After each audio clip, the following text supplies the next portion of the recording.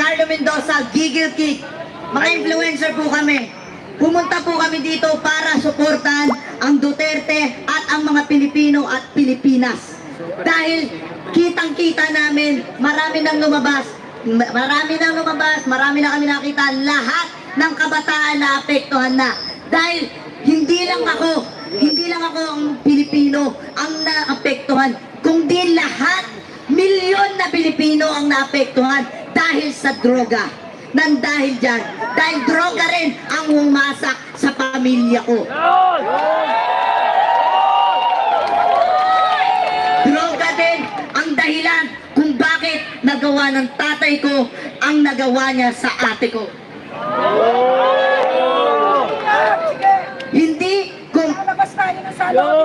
Hindi ko nahayaan na yung mga ginawa ni Marcos dahil sa droga na yan, siya ang pasimuno. Dahil alam namin na mga kabataan at alam din namin na magsasalita sila kung ano na naman ang sasabihin nila. Nasasabihin nila, ginagamit kami mga kabataan para lang magpaingay. Hindi kami ginagamit at hindi kami papayag na magpagamit. Dahil kami, Pilipino rin kami, naiintindihan namin ang bawat nararamdaman ng kapwa namin Pilipino. Dahil sa ginawa mo, Marcos, nag-ingay na ang mga Pilipino, naggalit na. Di ba sinabi mo, nagbabaguhin mo Pilipinas? Di ba? Pero anong ginawa mo? Anong ginawa mo? Iisa-isahin natin. Dahil isa-isahin natin.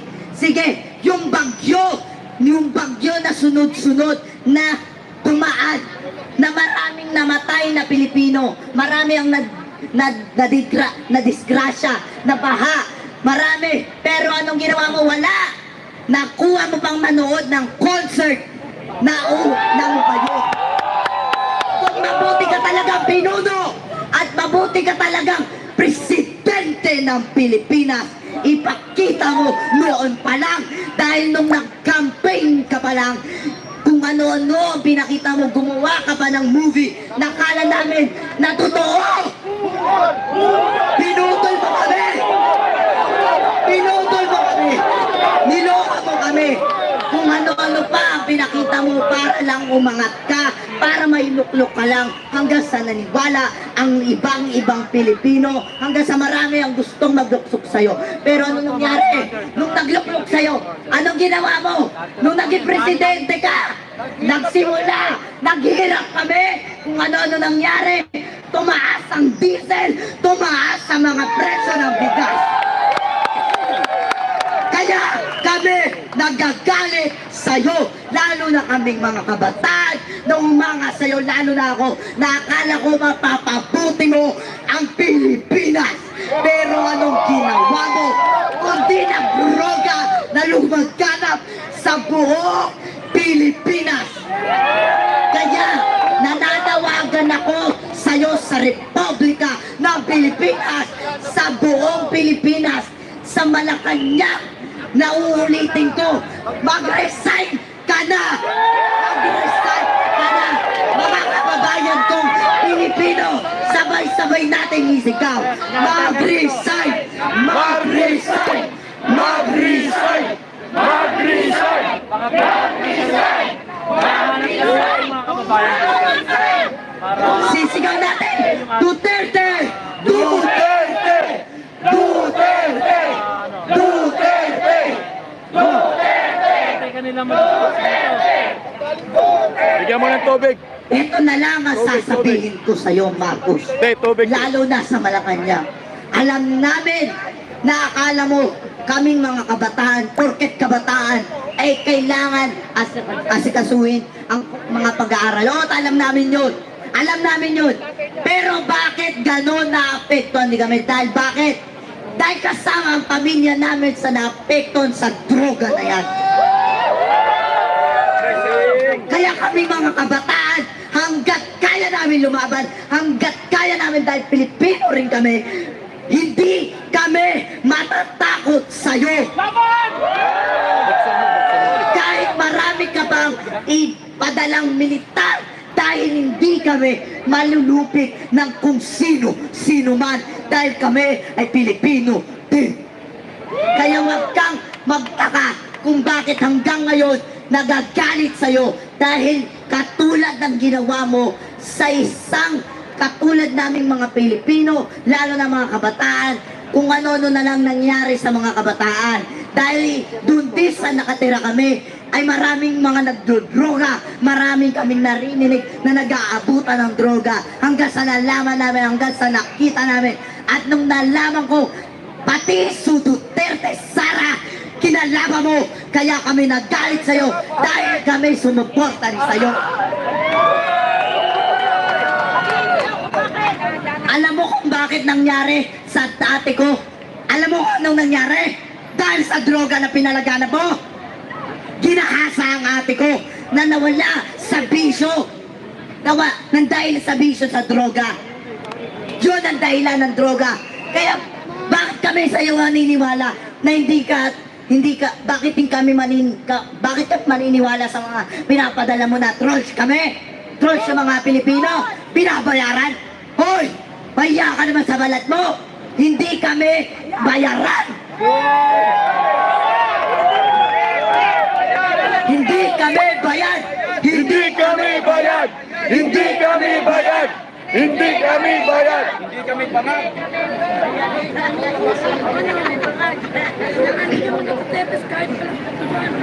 Kaya nananawagan pala ako sa mga Pilipino na nananatili sa bahay.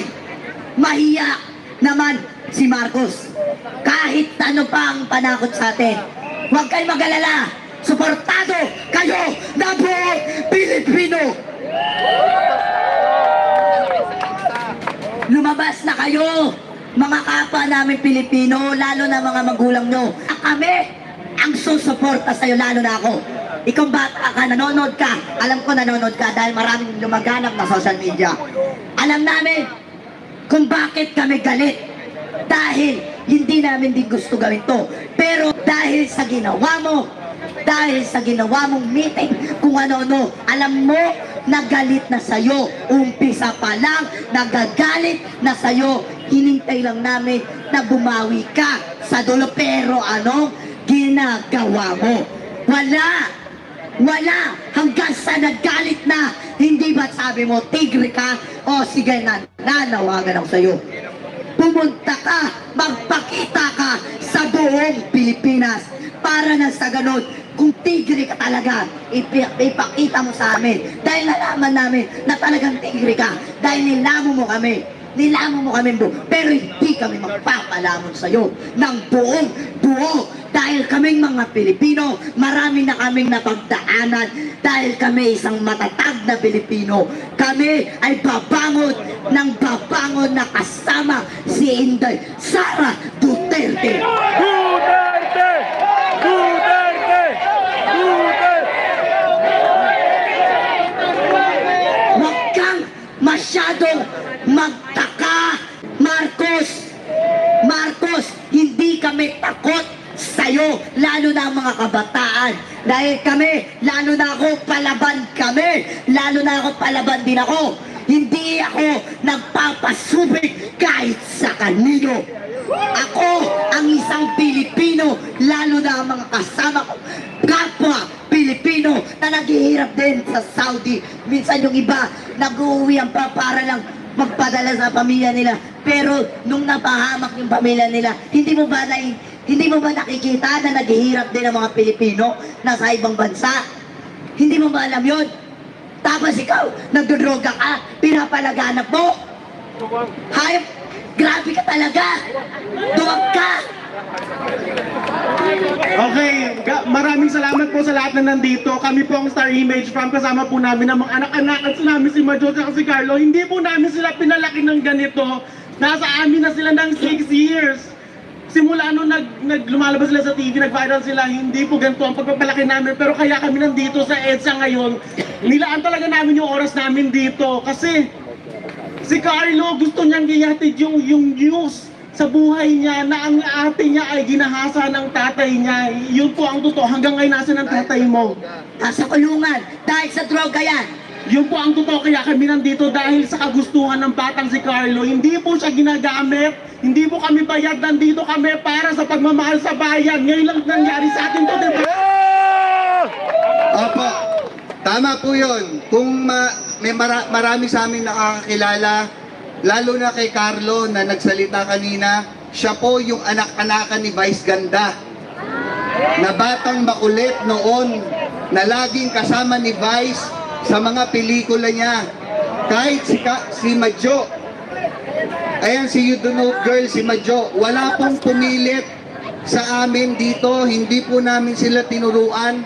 Bagkos sila pa ang nagpumilit sa amin na pumunta dito sa EDSA dahil naaawa na sila sa Pilipinas. Dahil sa murang edad nila gusto na lang ipaglaban ang Pilipinas.